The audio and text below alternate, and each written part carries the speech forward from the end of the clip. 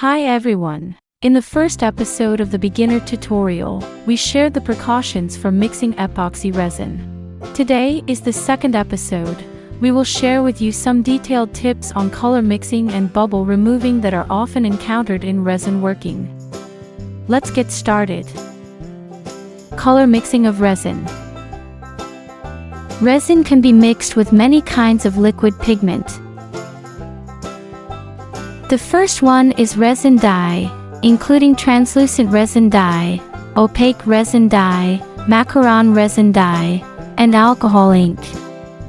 This allows you to achieve transparent or solid color effects. Please do not add more than 6% of the total volume of the mixed resin, otherwise it may cause resin not cured correctly. The second is pigment powder, including mica powder, chameleon mica powder, etc. It can give a sparkling effect and is often used in crafting tabletops and wooden projects. The third is glitter, which can create a sparkling effect. Colors and types can be freely matched, and it is suitable for embellishment in resin for decoration. The fourth is flakes.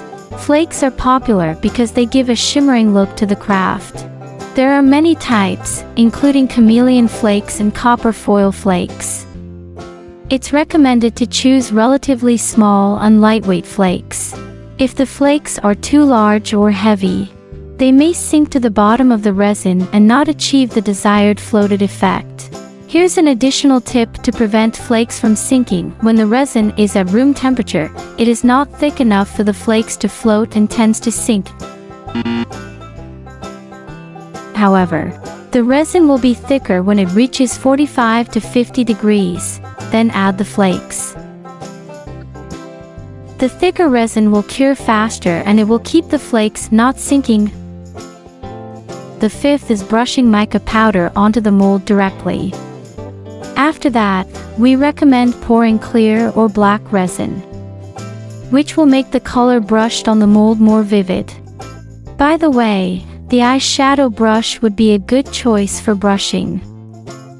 You can use any kinds of powders to brush the color, such as mica powder, chameleon powder, metallic powder, and so on.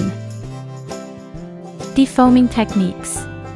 Pour a small amount of resin into the mold first, and shake it evenly to allow the resin to flow into every corner of the mold. This can help reduce the bubbles in small corners of the mold. Then you can continue pouring the resin. For tiny and barely visible bubbles, you can use a flashlight to observe.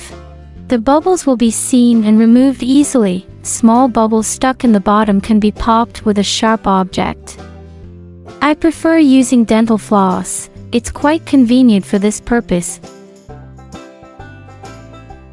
For deep molds, it is recommended pouring resin in layers as it is easy for bubbles to get stuck in some of the smaller corners. It will be difficult to remove bubbles if the resin in the mold is too full. We can use a flashlight to check the bubbles in the corners and then squeeze this part to remove the bubbles.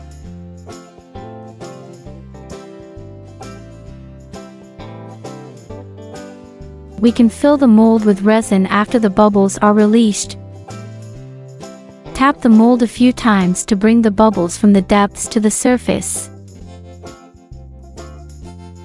If it's a small group of bubbles floating on the surface, you can use a stirring stick to pick them out, which will be more efficient. Heat gun is not recommended for beginners to remove bubbles, as it is more likely to damage the mold. So much for today's video.